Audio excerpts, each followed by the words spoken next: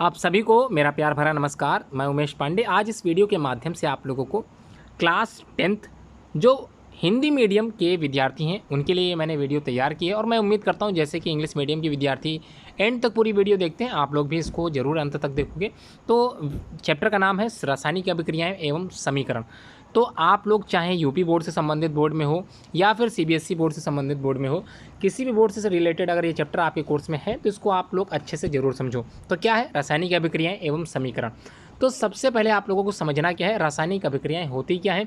बाद में हम लोग समझेंगे किस प्रकार से रासायनिक अभिक्रियाओं का समीकरण हम लोग को लिखना पड़ता है और उसके बाद किस प्रकार से संतुलित करना पड़ता है।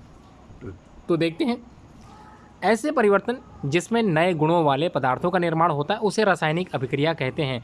तो आप लोग ऐसे भी लिख सकते हैं, अभिक्रियाएं जो बेसिकली रासायनिक होती हैं उसमें कोई ना कोई नया पदार्थ बनता है और जो नया पदार्थ बनेगा उसमें अपने ही नए गुण विद्यमान रहेंगे।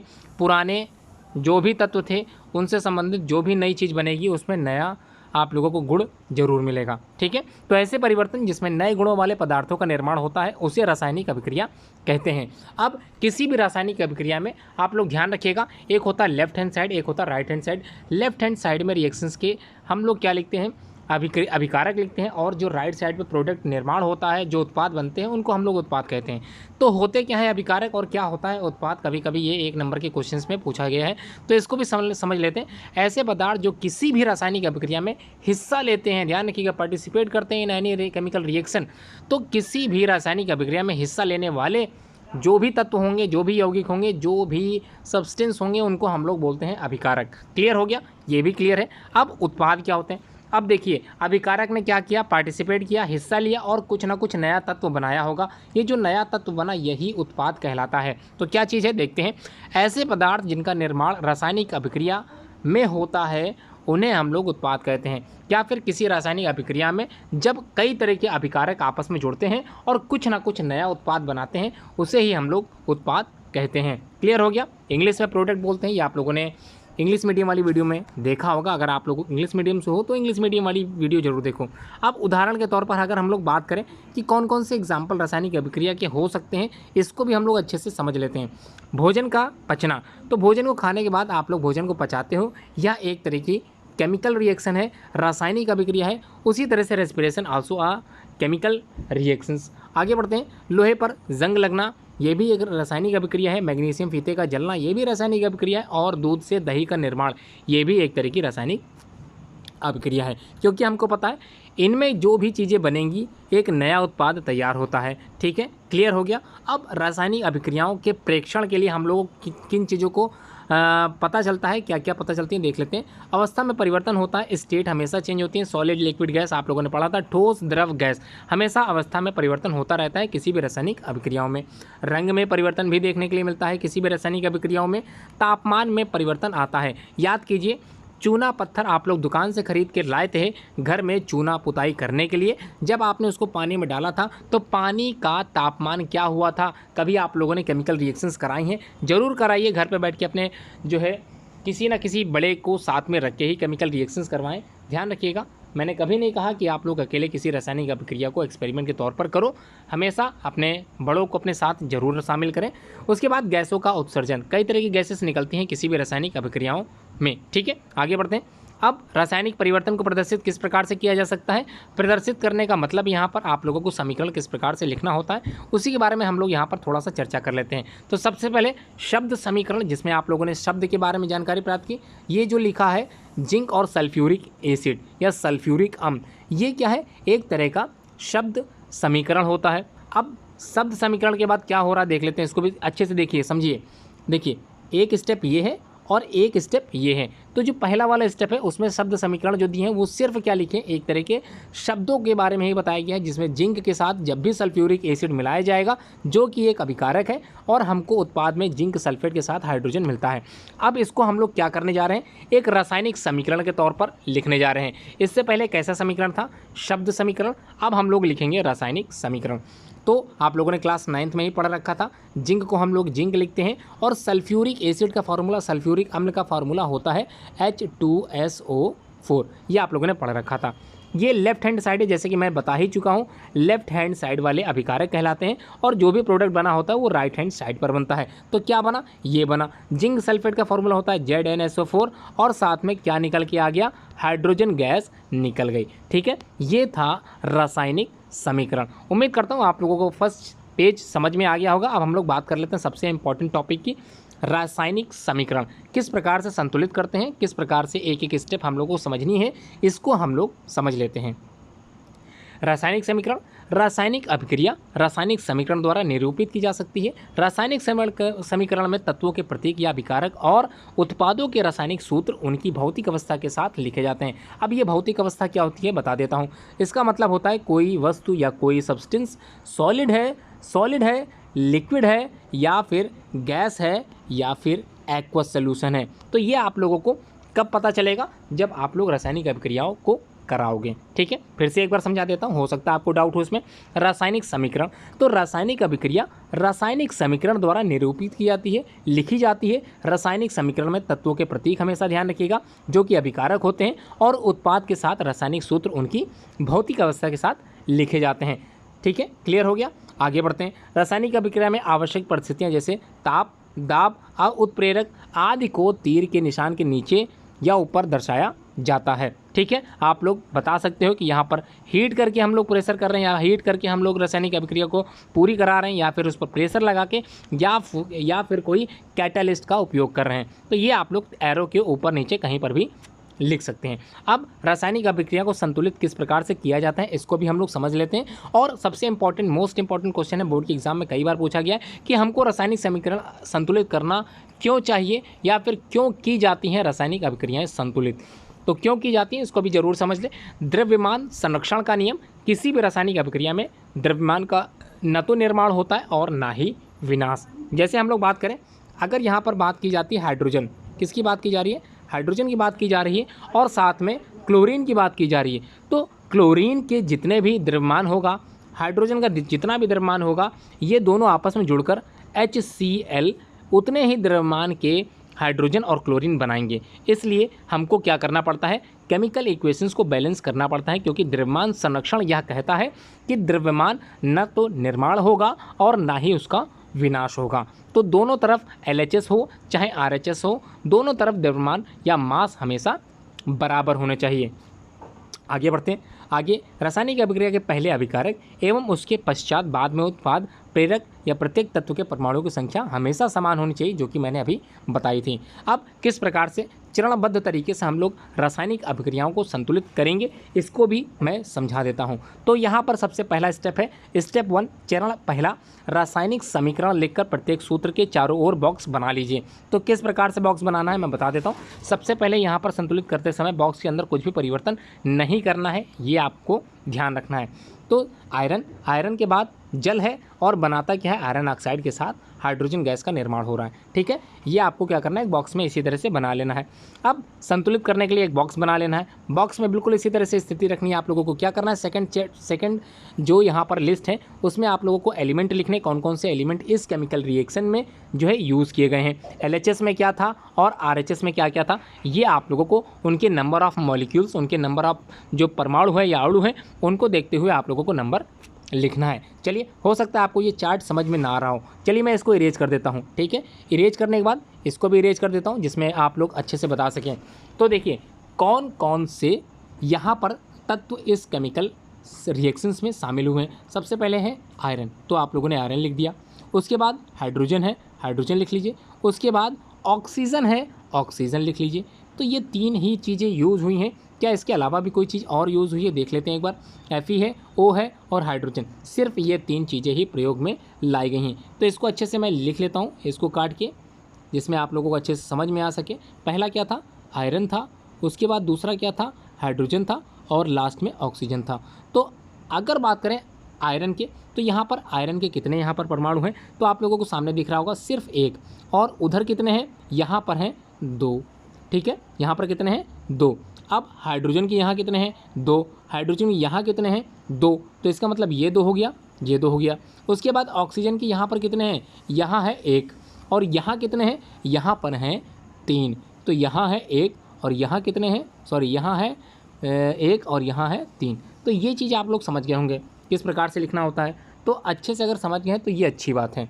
तो अब हम लोग क्या करेंगे, एक बार समझते हुए आगे बढ़ेंगे। तो चलिए बढ़ते हैं आगे।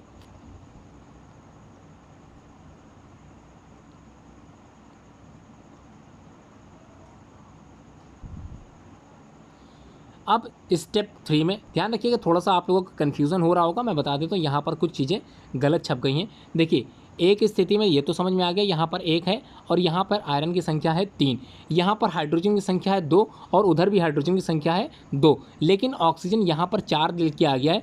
ये थोड़ा सा गलत हो गया है क्योंकि यहाँ पर ऑक्सीजन की संख्या यहाँ पर 3 है। ठीक है, तो कन्फ्यूज़ मत होइए, यहाँ पर जो है मिसप्रिंट हो चुका है, तो मैंने समझा दिया। आप लोग जो है परेशान बिल्कुल मत होइएगा, कहीं कोई डाउट हुआ करें ज़रूर पूछा करें। आगे बढ़ते हैं। स्टेप 3 में सबसे अधिक परमाणु वाले तत्व को अभिकारक या उत्पाद की साइड के अनुचित गुणांक के हिसाब से संतुलित कर लेते हैं। तो संतुलित कैसे करेंगे, गुणांक के हिसाब से संतुलित करेंगे। कैसे करेंगे देख लेते हैं। आयरन यहाँ पर था 1, यहाँ पर था 3, उसके बाद क्या है H2O। तो हाइड्रोजन यहाँ पर कितना है, 2 है, यहाँ पर भी 2 है, यहाँ पर ऑक्सीजन कितना है, यहाँ पर ऑक्सीजन की संख्या है इस समय 1 थी, लेकिन अब हमको क्या करना है, मल्टीप्लाई कर देना है। क्यों कर देना, अच्छा हाँ समझिए, यहाँ पर थोड़ा सा मिसप्रिंट हो गया है, इसी में मिसप्रिंट हुआ था। यहाँ पर है Fe2O4, ठीक है, इसी वजह से यहाँ पर 4 लिया गया। थोड़ा सा यहाँ मिसप्रिंट हो गया, अब मुझको समझ में आ गया क्योंकि जैसे मैं आगे बढ़ा मुझको यहाँ पर केमिकल रिएक्शन सही दिख गई। ठीक है, अब मैं बता देता हूँ। यहाँ पर ये ऑक्सीजन कितने हैं, 4। तो अब इस ऑक्सीजन को पूरा करने के लिए हम लोग H2O के आगे लगा देते हैं 4। अब आपने देखा कि क्या चीज़ थी, H2O में 4 2 जा 8 और यहाँ पर भी 4 लगा दिए, 4 2 जा 8, ये दोनों संतुलित हो गए। यानी कि नंबर ऑफ़ हाइड्रोजन और नंबर ऑफ़ ऑक्सीजन दोनों तरफ सेम हो गए। क्लियर आ गया समझ में। अब क्या था, आयरन की संख्या यहाँ पर 1 थी, यहाँ पर 3 थी, हमने यहाँ पर लगा दिया 3, इससे आयरन की संख्या भी बराबर हो गई। इस प्रकार सभी तत्वों के परमाणु की संख्या अभिक्रिया दोनों में समान है। और मैं उम्मीद करता हूँ आप लोग अच्छे से समझ गए होंगे। अगर फिर भी कहीं डाउट है तो मैं स्पेशल क्लास में आप लोगों को इसको समझा दूंगा। चरण 5 में आप लोगों को क्या करना है, भौतिक अवस्थाएं लिखनी है। तो किस प्रकार से भौतिक अवस्थाएं लिखी जाती है मैं बता देता हूँ। आयरन जो कि सॉलिड फॉर्म में होता है, वाटर यहाँ पर H2O एक तरह का गैसियस फॉर्म थी, ठीक है, और साथ में जो बन के तैयार हो रहा है आयरन ऑक्साइड, ये भी क्या है, एक तरह का सॉलिड स्टेट ही है। और साथ में कौन सी गैस निकलती है, हाइड्रोजन गैस निकल जाती है। तो समझ में आ गई होगी, क्लियर बात आप लोगों को। मैं उम्मीद कर रहा हूँ आप लोगों को अच्छे से समझ में आ गया होगा। ठीक है, आगे बढ़ते हैं धीरे धीरे। स्टेप 6 में कुछ आवश्यक परिस्थितियाँ जैसे ताप दाब, ये आप लोग एरो के ऊपर समझा सकते हो। अब बात करते हैं रासायनिक अभिक्रियाओं के प्रकार। किस प्रकार से आप लोग पता करोगे कि कौन सी संयोजन है, कौन सी वियोजन है, कौन सी ऊष्माक्षेपी है और कौन सी ऊष्माशोषी है, ये सब कैसे समझोगे, इनका एक तरीका होता है, इनको आप लोग अच्छे से जान लो। तो देखिए, संयोजन अभिक्रिया नाम से लग रहा है, समयोजन मतलब कुछ मिला जुला होना, तो एडिशन रिएक्शन इंग्लिश में इसको बोलते हैं, हिंदी में संयोजन अभिक्रिया।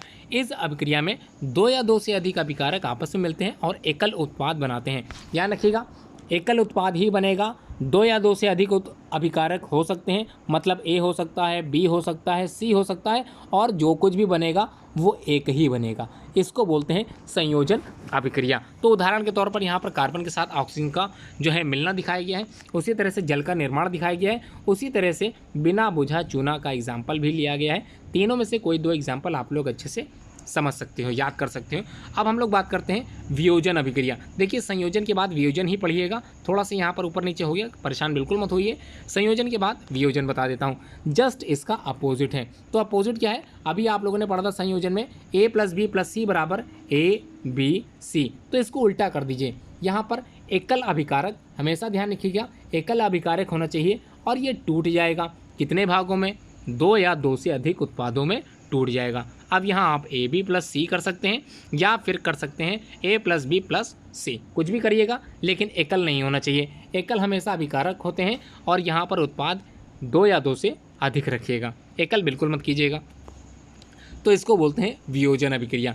अब बात कर लेते हैं ऊष्माक्षेपी। तो नाम से लग रहा होगा, जिन अभिक्रियाओं में उत्पाद के निर्माण के साथ साथ ऊष्मा का भी उत्सर्जन होता है, मतलब ऊष्मा निकलती है, उससे हम लोग बोलते हैं ऊष्माक्षेपी अभिक्रिया, जबकि ऊष्मा शोषी अभिक्रिया में ऊष्मा का शोषण होता है, अवशोषित होती है ऊष्मा, वो अलग मैटर है। ठीक है, फिलहाल तो यहाँ पर ऊष्मा क्षेपी अभिक्रिया आप लोग समझ गए होंगे, नाम से लग रहा है ऊष्मा का क्षेपण हो रहा है, इसका मतलब ऊष्मा उत्सर्जित हो रही है, ऊष्मा निकल रही है, इसी वजह से हम लोग श्वसन को एक ऊष्मा क्षेपी अभिक्रिया कहते हैं। अब आगे बढ़ते हैं। वियोजन अभिक्रिया के अंतर्गत ऊष्मीय वियोजन भी आता है। ऊष्मीय वियोजन मतलब ऊष्मा द्वारा किया गया वियोजन। तो वियोजन करने के लिए, किसी तत्वों को तोड़ने के लिए हम लोग क्या करते हैं, ऊष्मा देते हैं। इस ऊष्मा को देने के बाद वियोजन होता है, इसे बोलते हैं ऊष्मीय वियोजन। सामने स्क्रीन पे एग्जांपल दिखाई दे रहा होगा, फेरस सल्फेट टूट रहा है, फेरस ऑक्साइड जो कि भूरा लाल रंग प्रदान कर रहा है और साथ में सल्फर ट्राईऑक्साइड गैस निकाल रहा है, साथ में डाइऑक्साइड गैस भी है। उसी तरह से चूना पत्थर बिना बुझा चूना में टूटेगा और इस तरह से आप लोगों को समझ में आ गया होगा ऊष्मीय वियोजन। अब दूसरा जो वैद्युत वियोजन है, इसमें इलेक्ट्रोलिसिस होती है। जहाँ पर क्या होता है इसको भी हम बता देते हैं। इसको देख लीजिए, विद्युत धारा प्रवाहित करने वाला वियोजन, मतलब इलेक्ट्रिसिटी हम लोग देते हैं और यहाँ पर रासायनिक अभिक्रिया पूरी होती है। सामने स्क्रीन में आप लोगों को इलेक्ट्रोलाइट दिखाई दे रहा होगा, जिसमें 6 वोल्ट की बैटरी लगी हुई है और इस प्रकार से H2O टूट जाएगा, हाइड्रोजन के साथ ऑक्सीजन का निर्माण करेगा। उसी तरह से प्रकाशीय वियोजन में प्रकाश की उपस्थिति अनिवार्य होती है, जैसे कि आप लोगों ने पढ़ा ही था, AgCl हमेशा सूर्य के प्रकाश में रिएक्शन करता है, इसी वजह से सिल्वर क्लोराइड को हम लोग रंगीन बोतलों में रखते हैं। उसी तरह से सिल्वर ब्रोमाइड को भी इसी प्रकार से रखा जाता है, क्योंकि सूर्य के प्रकाश में ये तत्व या ये यौगिक रिएक्शन करते हैं और ये टूट जाते हैं सिल्वर और ब्रोमाइड में और ऊपर वाला सिल्वर और क्लोराइड में। इसी वजह से आगे बढ़ते हैं। ऊष्मा शोषी, ये तो मैंने आप लोगों को बता ही दिया है और मैं उम्मीद करता हूँ आप लोग समझ भी गए होंगे। आगे बढ़ते हैं। विस्थापन अभिक्रिया, तो आप समझते हैं विस्थापन अभिक्रिया, तो नाम से ही लग रहा होगा विस्थापन हो जाना, किसी चीज़ का विस्थापन हो जाना। और विस्थापन हमेशा वही चीज़ होती है जो कम क्रियाशील होती है। तो क्रियाशीलता वाला सिद्धांत जरूर पढ़िएगा, उसको मैं जरूर बताऊँगा आप लोगों को। तो इसकी परिभाषा, इन अभिक्रियाओं में अधिक क्रियाशील तत्व कम क्रियाशील तत्वों को उसके यौगिक से विस्थापित कर देते हैं। ध्यान रखिएगा, तत्व जो भी तत्व होगा यौगिक से उस तत्व को बाहर कर देगा। देखिए एग्जाम्पल के तौर पर यहाँ पर आयरन है एक तत्व और कॉपर सल्फेट यहाँ पर एक यौगिक है। तो आयरन कॉपर सल्फेट सॉल्यूशन से कॉपर को बाहर कर देगा। इस तरह से इसको हम लोग समझ सकते हैं कि विस्थापन अभिक्रिया कैसे होती है। तो विस्थापन अभिक्रिया में कम क्रियाशील जो तत्व होता है वो बाहर हो जाता है अधिक क्रियाशील तत्व द्वारा। तो यहाँ पर आयरन, इसकी क्रियाशीलता कॉपर की क्रियाशीलता से काफ़ी अधिक ज़्यादा थी, इस वजह से आयरन ने कॉपर को बाहर निकाल दिया। आगे बढ़ते हैं। लोहे की कील लोहे की कील पर भूरे रंग की कॉपर की परत जम गई।